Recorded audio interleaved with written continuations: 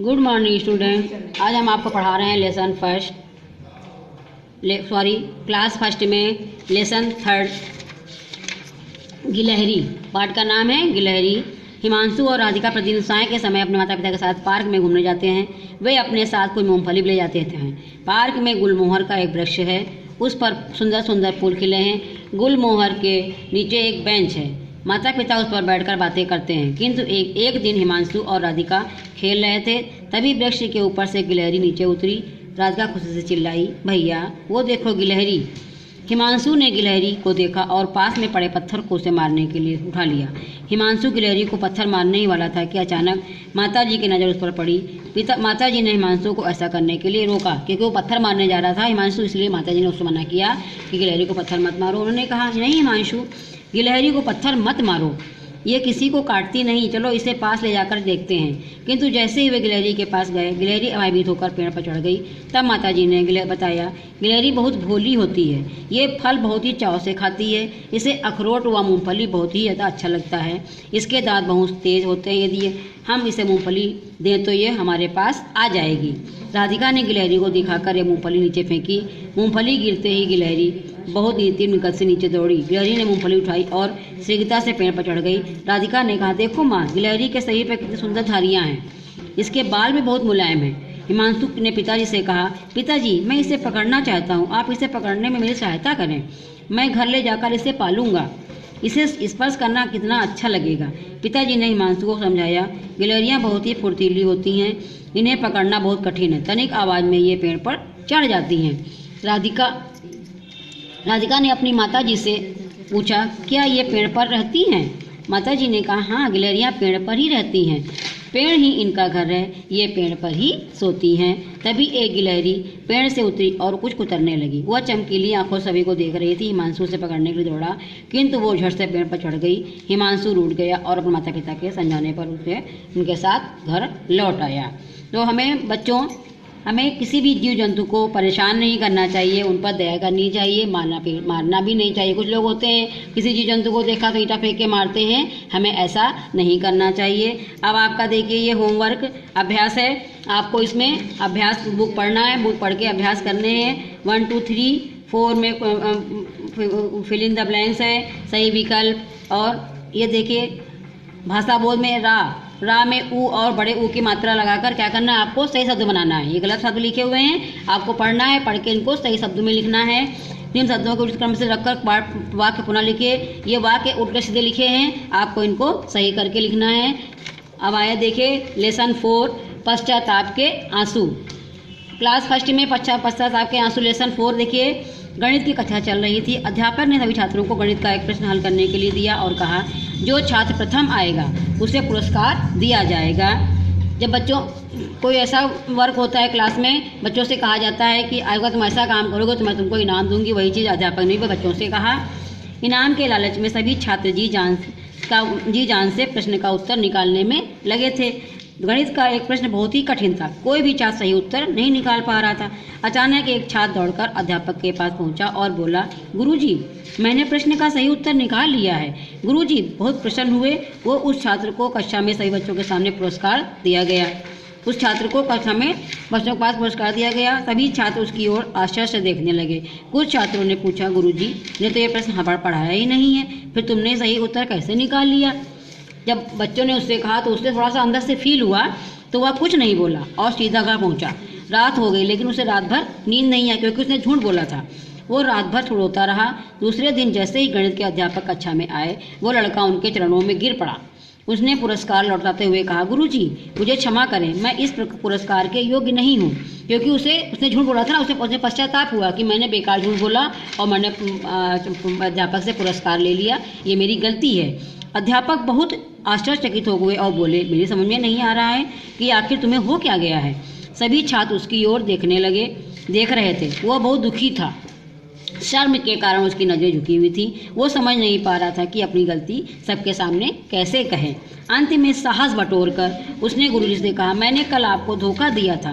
प्रश्न का सही उत्तर मैंने अपनी बुद्धि से हल नहीं किया, मैंने किताब से नकल की थी। बच्चों इसलिए कहा था नकल नहीं करना चाहिए, किंतु मैं प्रतिज्ञा करता हूँ कि भविष्य में ऐसी भूल फिर कभी नहीं करूँगा।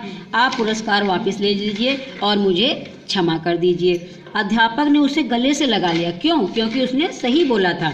वे बोले, धोखा देना और गलत काम करना तुम्हारा स्वभाव नहीं है, इसलिए तुम्हें दुख हो रहा है।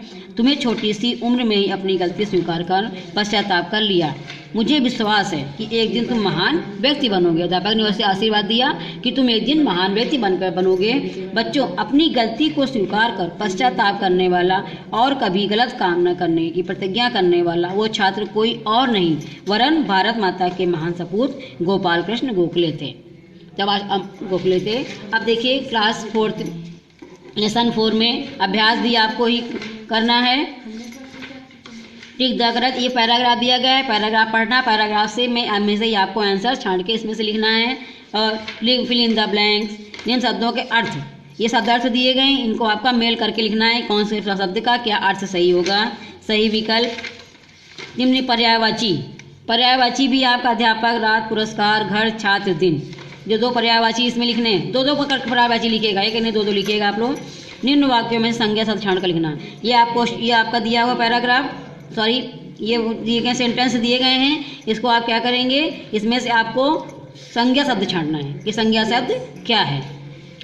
अब देखिए लेसन 5, इसी क्लास 1 में लेसन 5 देखिए, पोयम है, कविता प्यारी माँ। कविता का नाम क्या है? प्यारी माँ। सबसे सुंदर सबसे प्यारी माँ है मेरी बड़ी निराली, घर आंगन की शोभा है ये जीवन ज्योति जलाने वाली। सबसे सुंदर सबसे प्यारी, सबसे सुंदर सबसे प्यारी, बच्चा कह रहा है कि सबसे सुंदर सबसे प्यारी क्या होती? माँ ही होती है। माँ बहुत ही निराली होती, अनोखी होती है, घर आंगन की शोभा बढ़ाती है, जीवन ज्योति जलाने वाली, जीवन ज्योति जलाने वाली होती है, मतलब घर को सुंदर बनाती है, स्वर्ग बनाती है। माँ से ही घर स्वर्ग बनता है। घर के सारे काम ये करती, प्यार हमें दिन रात करती। सारे घर के काम, जितने भी सारे काम होते हैं घर के, सब माँ ही करती है और बच्चों को भी प्यार करती है दिन रात। कभी मारती गलती पर तो संग हमारे वो भी रोती। कभी कभी माँ गुस्सा हो जाती है तो हमें हमारी गलतियों पर हमको मारती है, फिर उसके बाद क्या करती है, हमें समझाती है, हम रोने लगते तो हमें चुप कराती है। तो माँ से अच्छा दुनिया में कोई नहीं है। माँ के बिन है जीवन अधूरा, इसके बिन घर आंगन सूना। माँ के बिना, बच्चा कह रहा है माँ के बिना घर सूना रहता है और इसके बिना घर आंगन सूना रहता है। माँ के बिना जीवन अधूरा, माँ के बिना हमारा कोई अस्तित्व नहीं होता है। जिसके घर में माँ है उसका घर स्वर्ग बन जाता है। ये तो है फूलों का वो चमन जिसे करता ईश्वर भी नमन। ये तो फूलों की वो फुलवारी है। माँ का इसमें दिया गया है कि माँ को क्या माना बताया गया? फूलों की फुलवारी, कि यहाँ पर ये तो फुलवारी है और ये सब हम बच्चे क्या हैं? इनके फूल हैं। अगर ये हमको सही से सींचेंगी तो हमारा विकास हो जाएगा। जिसे करता ईश्वर भी नमन, माँ को ईश्वर भी नमन करता है। तो माँ से बढ़कर दुनिया में और कोई नहीं है। माँ ही हमारे घर को स्वर्ग बनाती है। माँ से बढ़कर दुनिया में कोई भी नहीं है। इस अभ्यास में भी लेसन 5 में भी आपको अभ्यास करना है। निम्न पदांश को पढ़कर सही विकल्प टिक करना है। ये क्वेश्चन दिए गए हैं, आप ये पढ़िए और पढ़ के इसमें आपको टिक करना है। निम्न प्रश्नों के उत्तर भी आपको पहले लिखा दिए गए हैं। अब देखिए रिक्त स्थान, ये पोयम आपको पूरी करनी है। निम्न पंक्तियों को पूर्ण कीजिए, पंक्तियों को पूर्ण करना है। निम्न पंक्तियों का सही मिलान, ये पंक्तियाँ दी गई हैं, इसमें सही मिलान, इसके आगे कौन सी पंक्ति सही होगी इसमें आपको सही मिलान करना है। बिल्कुल सही विकल्प पर आपको टिक भी करना है। भाषा बोध में देखिए उचित शब्द छांटकर रिक्त स्थानों की पूर्ति कीजिए। ये यहाँ पर कुछ शब्द दिए गए हैं, इसमें से आपको सही शब्द यहाँ पर भरना है। निम्न समूहवाची शब्दों के जोड़े बनाकर लिखिए। अब इसमें देखिए ये दिए गए हैं, इसमें आपको जोड़े बनाकर यहाँ पर ये आपका दिया गया है, यहाँ पर जोड़े बनाकर आपको लिखना है। लेसन 3 कंप्लीट हो गया है। लेसन 5 आप देखिए। लेसन 6 चिड़ियाघर की सैर, फर्स्ट क्लास में ही लेसन 6 चिड़ियाघर की सैर। देखिए साहिल अपने माता पिता के साथ गांव में रहता है। पिछले सप्ताह वो अपने मामा के यहाँ दिल्ली गया। वहाँ जाकर वो चिड़ियाघर की सैर करने के लिए उतावला होने लगा। तब साहिल के मामा जी ने उसे चिड़ियाघर की सैर कराने के लिए ले गए। चिड़ियाघर पहुंचकर साहिल और उसके मामा जी ने सबसे पहले हरे भरे बगीचे व फूलों के सुंदर पौधे देखे। वहाँ से थोड़ी दूरी पर उन्होंने पानी में तैरती हुई क्या देखी? बतखों, सारसों और बगुलों को देखा। कहाँ? चिड़ियाघर में। कौन? साहिल। वहीं पास में पिंजरे में भिन्न भिन्न रंगों की चिड़ियाँ व तोते भी थे, जिन्होंने उनका मन मोह लिया था। चिड़ियाघर में देख से जानवर होते हैं, जानवर, पक्षी, जीव जंतु। इसके बाद साहिल और उसके मामा जी ने एक मगरमच्छ और भारी भरकम गैंडा देखा। गैंडे की नाक पर एक सींग था, अतः साहिल को गैंडा सबसे अधिक आकर्षक लगा। जैसे ही वे दोनों थोड़ा आगे बढ़े तो उन्हें अनेक बारह सींगे तथा हिरन दिखाई दिए।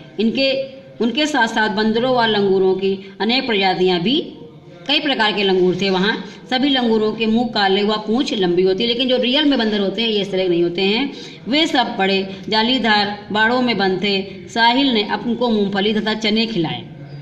आगे बढ़कर उन्होंने कटघरे में शेर, बाघ, भालू, चीते आदि खूंखार जानवरों को भी देखा। वे सभी कटघरों में बड़े आराम से घूम रहे थे। अब साहिल और उसके मामा जी थक गए अतः उन्होंने घास पर बैठकर थोड़ा विश्राम किया। इसके बाद वे चिड़ियाघर से बाहर आ गए। चिड़ियाघर की सैर करके साहिल बहुत खुश था। वापस लौटने समय वह अपने मामा जी के से चिड़ियाघर और वहाँ रहने वाले पशु पक्षियों की बातें कर रहा था। जब वो साहिल वहाँ से लौटकर अपने घर आया तो मामा जी से हर प्रकार की बातें, मतलब जानवरों के बारे में पूछ रहा था कि कैसे क्या, कौन से जानवर क्या खाते हैं, क्या पीते हैं, ये सब जानकारी अपने मामा से ले रहा था। खान पान वहाँ क्या पूछा, उसने पूछा मामा से अपने पशु पक्षियों की विशेषताओं के बारे में, खान पान और उनके रहन सहन के बारे में अपना मामा से पूछ रहा था। अब इसमें भी देखिए अभ्यास, इसमें भी अब आपको अभ्यास करना है। बुक को पढ़िएगा, सही से पढ़कर अभ्यास करिएगा। सभी रिक्त स्थानों की पूर्ति करना है और सही विकल्प है। यहाँ पर आपका पैराग्राफ दिया गया पहले वाले में, और अंत में आपको जो दिया गया ठीक विकल्प वाला, इसको आपको ऐसे पढ़ के जो 3 ऑप्शन दिए गए हैं आपको इसमें सही करना है। निम्न शब्दों के पर्यायवाची शब्द यहाँ पे पर्यायवाची दिए गए, माता, आग, बंदर, सप्ताह, शेर, विश्राम, फूल, ये सब पर्यायवाची आपको करना है। निम्न शब्दों के अनुस्वार व अंग और आह, अनुस्वार अथवा अनुनासिक शब्द लगाकर शुद्ध करिए। गाँव, मूंगफली, ये सब दिए गए हैं। आपको इसमें क्या लगाना है, अनुस्वार और शब्द मात्रा लगाकर, ये मात्राएं हैं, अनुस्वार मात्राएं लगाकर आपको ये कंप्लीट करना है। Thank you.